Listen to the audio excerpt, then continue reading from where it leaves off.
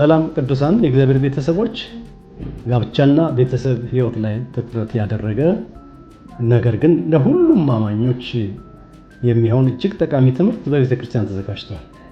ስለዚህ ሁላችንም በመገኘት እግዚአብሔር ያዘጋጀንን በረከት እንካፈል።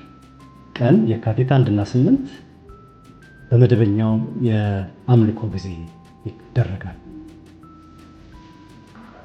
በተጨማሪ በእነዚህ ቀናቶች ቤተሰባዊ አብሮነታችንን የሚገነቡ አስፈላጊ የሆኑ ትምህርቶችና እውቀት የህይወት ተሞክሮ ባላቸው አስተማሪዎች ይቀርባሉ።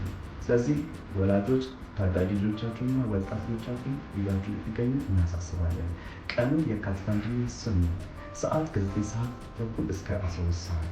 እግዚአብሔር ቤተሰባችሁን ይባርክ። የቤተሰብ ህይወት ማማከር አገልግሎት እኛ ታዳጊ ወጣቶች ለወላጆቻችን የምናስተላልፈው መልእክት አለን። ይህን እጅግ አስፈላጊ ትምህርት አብረን በመካፈል ወላጆች የልጆቻችሁን ህይወትና ቤታችሁን ፍሬያማ ለማድረግ ንቁ ተሳታፊ እንድትሆኑ እንጋብዛችኋለን።